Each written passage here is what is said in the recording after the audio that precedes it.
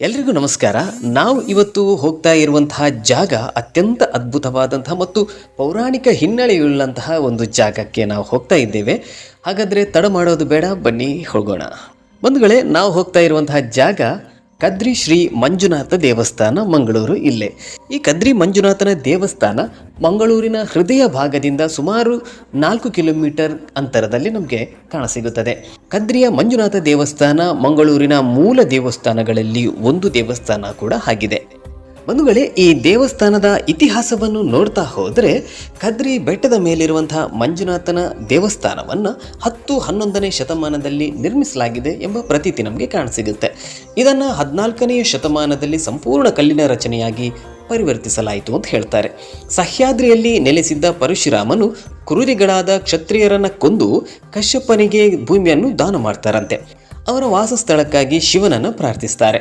ಶಿವನು ಪರಶುರಾಮನಿಗೆ ಕದಳಿ ಕ್ಷೇತ್ರದಲ್ಲಿ ತಪಸ್ಸು ಮಾಡಿದರೆ ಶಿವನು ಲೋಕ ಕಲ್ಯಾಣಕ್ಕಾಗಿ ಮಂಜುನಾಥನಾಗಿ ಪುನರ್ಜನ್ಮ ನೀಡ್ತಾನೆ ಅಂತ ಹೇಳಿ ಭರವಸೆಯನ್ನು ನೀಡ್ತಾರೆ. ಶಿವನ ಆಜ್ಞೆಯಂತೆ ಪರಶುರಾಮರು ತನ್ನ ಕೊಡಲಿಯನ್ನು ಸಮುದ್ರಕ್ಕೆ ಎಸೆದು ತನ್ನ ತಪಸ್ಸಿಗೆ ಸ್ಥಳವನ್ನು ಸೃಷ್ಟಿಸ್ತಾರೆ. ಪರಶುರಾಮನ ಪ್ರಾರ್ಥನೆಗೆ ಮಣಿದಂತಹ ಸಾಕ್ಷಾತ್ ಪರಶಿವ ಪಾರ್ವತಿ ದೇವಿಯೊಡನೆ ಮಂಜುನಾಥ ಲಿಂಗರೂಪಿಯಾಗಿ ಕಾಣಿಸಿಕೊಳ್ತಾರೆ ಮತ್ತು ಲೋಕದ ಒಳಿತಿಗಾಗಿ ಈ ಒಂದು ಕದಳಿ ಕ್ಷೇತ್ರದಲ್ಲಿ, ಕದ್ರಿ ಕ್ಷೇತ್ರದಲ್ಲಿ ನೆಲೆಯಾಗ್ತಾರೆ ಎಂಬುದು ಐತಿಹ್ಯ. ಅದೇ ರೀತಿಯಾಗಿ ಮಂಜುನಾಥ ಸ್ವಾಮಿಯ ಆಜ್ಞೆಯಂತೆ 7 ಮಂತ್ರಗಳು 7 ತೀರ್ಥಗಳಾಗಿ ಬದಲಾಗಿದೆ ಎಂಬ ಐತಿಹ್ಯ ಕೂಡ ನಮಗೆ ಇಲ್ಲಿ ಕಾಣಸಿಗುತ್ತೆ. ಈ ದೇವಸ್ಥಾನವನ್ನು ಗಮನಿಸುವಾಗ ಬಹಳ ಹಳೆಯ ವಾಸ್ತುಶಿಲ್ಪ ನಮಗೆ ಕಾಣಸಿಗುತ್ತೆ. ಈ ದೇವಸ್ಥಾನದ ಎಡಭಾಗದ ಮೇಲ್ಭಾಗದಲ್ಲಿ 7 ಮಂತ್ರಗಳು 7 ಪವಿತ್ರ ಕೆರೆಗಳಾಗಿ ನಿರ್ಮಿಸಲ್ಪಟ್ಟಿದೆ ಎಂದು ಪೌರಾಣಿಕ ಹಿನ್ನೆಲೆಯಿಂದ ನಮಗೆ ತಿಳಿಯುತ್ತೆ. ಈ ಒಂದು 7 ಕೆರೆಯನ್ನು ನಾವು ಇವತ್ತಿಗೂ ಕೂಡ ಕಾಣಬಹುದು. ಈ ಪವಿತ್ರವಾದಂಥ 7 ಕೆರೆಯಲ್ಲಿ ಭಕ್ತಾದಿಗಳು ಪುಣ್ಯ ಸ್ನಾನವನ್ನು ಮಾಡ್ತಾರೆ. ಅಷ್ಟು ಮಾತ್ರ ಅಲ್ಲದೆ ಪವಿತ್ರವಾದಂತಹ 7 ಕೆರೆಯ ಪಕ್ಕದಲ್ಲಿ ಇರುವಂತಹ ಮಹಾಗಣಪತಿ ದೇವರ ದೇವಸ್ಥಾನ ಕೂಡ ನಮಗೆ ಇಲ್ಲಿ ಕಾಣಸಿಗುತ್ತೆ. ಈ ಗುಡಿಯ ವಿಶೇಷತೆ ಏನು ಅಂತ ಹೇಳಿದರೆ, ಈ ಮಹಾಗಣಪತಿ ದೇವರ ಗುಡಿಯ ಕೆಳಭಾಗದಲ್ಲಿ ಗೋಮುಖದಿಂದ ಕಾಶಿ ತೀರ್ಥ ಇಡೀ ವರ್ಷಕಾಲ ಬರ್ತಾ ಇರುತ್ತೆ. ಕಾಶಿ ತೀರ್ಥವನ್ನು ಪ್ರೋಕ್ಷಣೆ ಮಾಡಿ ಈ ಕಾಶಿ ತೀರ್ಥವನ್ನು ಸೇವಿಸುವುದರಿಂದ ನಮ್ಮ ಎಲ್ಲ ಸಕಲ ಸಂಕಷ್ಟಗಳು ಕೂಡ ನಿವಾರಣೆ ಆಗುತ್ತೆ ಅಂತ ಹೇಳಲಾಗುತ್ತೆ. ಅಷ್ಟು ಮಾತ್ರ ಅಲ್ಲದೆ ಇಲ್ಲಿ ಹರಿಯುವಂತಹ ಕಾಶಿ ತೀರ್ಥವನ್ನು ಭಕ್ತಾದಿಗಳು ಕೊಂಡು ಹೋಗಿ ಇಲ್ಲೇ ಮೇಲ್ಭಾಗದಲ್ಲಿರುವ ಶಿವಲಿಂಗಕ್ಕೆ ಭಕ್ತಾದಿಗಳೇ ತಮ್ಮ ಹಸ್ತದಿಂದ ಅಭಿಷೇಕ ಮಾಡುವಂತಹ ಯೋಗ ಕೂಡ ಇಲ್ಲಿ ನಮಗೆ ಕಾಣಸಿಗುತ್ತೆ. ಭಕ್ತಾದಿಗಳು ಈ ತೀರ್ಥವನ್ನ ಶಿವಲಿಂಗಕ್ಕೆ ತಾವುಗಳೇ ಅಭಿಷೇಕವನ್ನ ಮಾಡಿ ಪುನೀತರಾಗ್ತಾರೆ.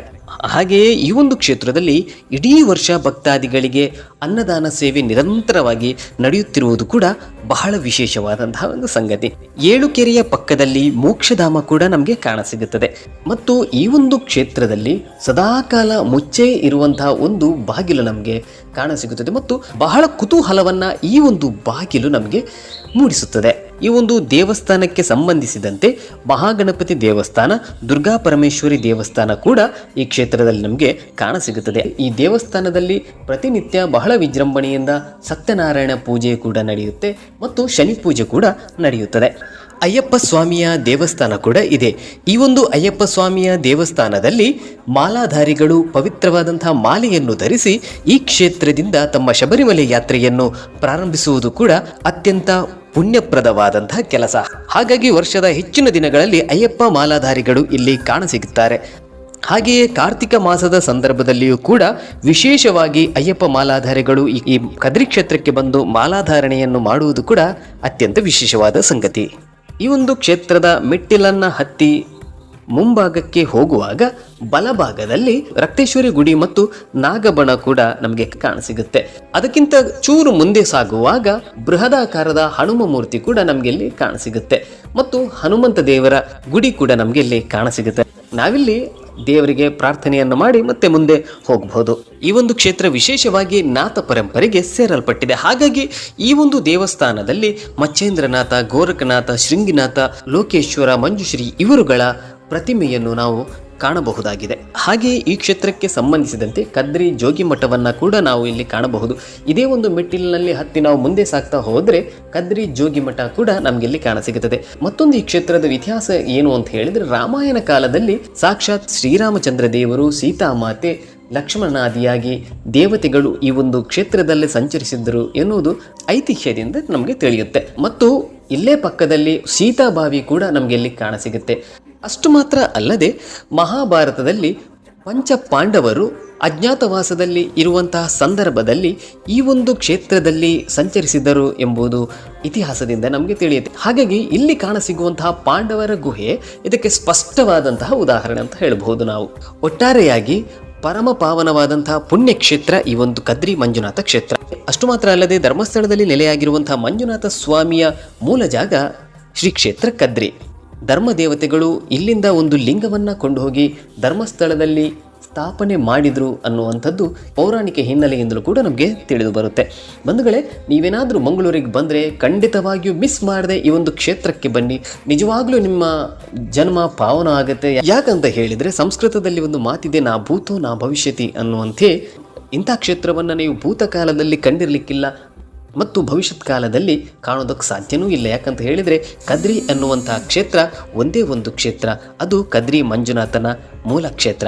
ಬಂಧುಗಳೇ, ನೀವು ಕದ್ರಿಗೇನಾದರೂ ಬಂದರೆ ಇಲ್ಲಿಯ ದೇವಸ್ಥಾನವನ್ನು ಮತ್ತು ಮಠವನ್ನು ಸಂದರ್ಶಿಸುವುದರ ಜೊತೆಗೆ ಇಲ್ಲೇ ಒಂಚೂರು ಮುಂದೆ ನಡೆದರೆ ಕದ್ರಿ ಪಾರ್ಕ್ ನಮಗೆ ಕಾಣಸಿಗುತ್ತದೆ.